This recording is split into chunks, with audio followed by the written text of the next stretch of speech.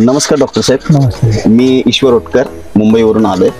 तर अशा प्रकारचे जे अमृत सिरप म्हणा, ज्यूस म्हणा, फूड सप्लिमेंटरी म्हणून अशा अनेक वस्तू मार्केटमध्ये आहेत.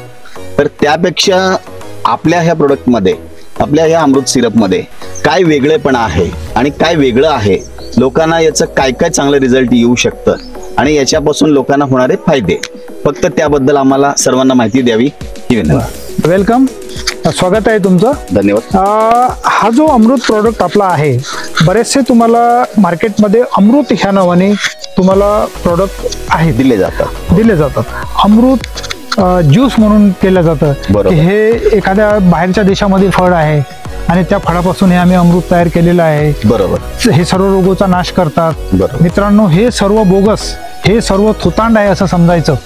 आणि इतकंच नाही तर मला सांगा, एखाद्या फळाचा फक्त एक ज्यूस तुमचा सर्व रोगाचा नाश कसा काय करेल? ठीक आहे, ते एखादं व्हिटॅमिन तुम्हाला शरीराला देईल, एखादं प्रोटीन तुमच्या शरीराला देईल, पण सर्वच रोगाचा नाश करायचं म्हटल्यानंतर तुम्हाला ज्या ऋषीमुनींनी हजारो वर्ष तपस्या करून जंगलामध्ये राहून ह्या वनस्पतींचा शोध घेतला आहे आणि हे औषधीय वनस्पती म्हणून त्यांनी सांगितलेलं आहे, त्याच वनस्पती फक्त काम करू शकतात.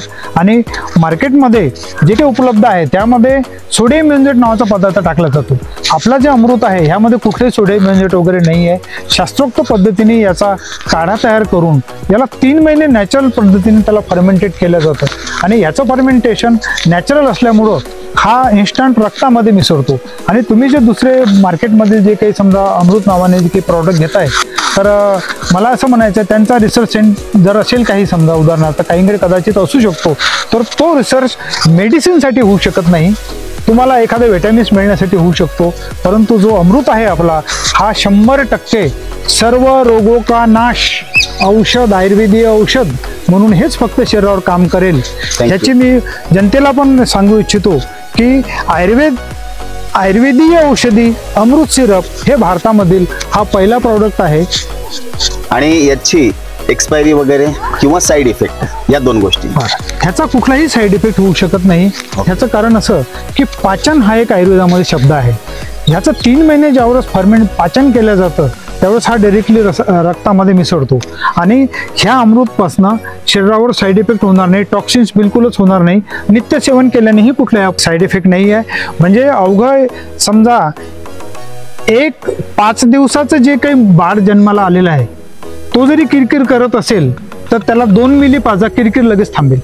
धन्यवाद.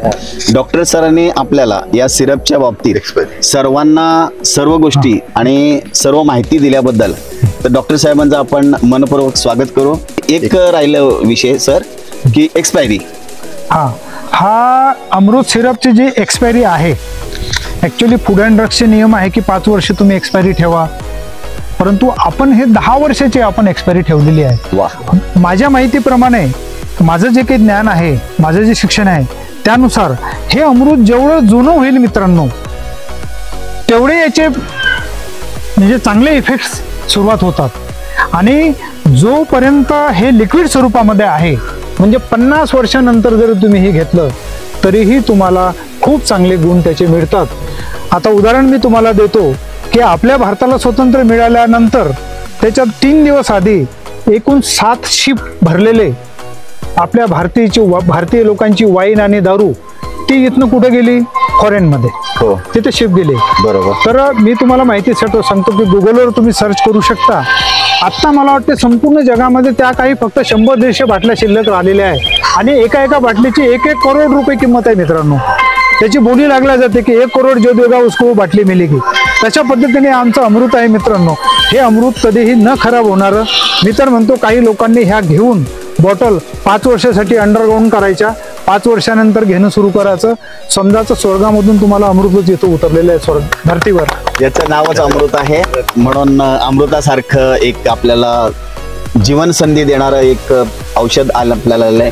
डॉक्टर साहेबांच्या माध्यमातून, आमच्या संपूर्ण टीमच्या माध्यमातून तुमचे अत्यंत आभार. धन्यवाद.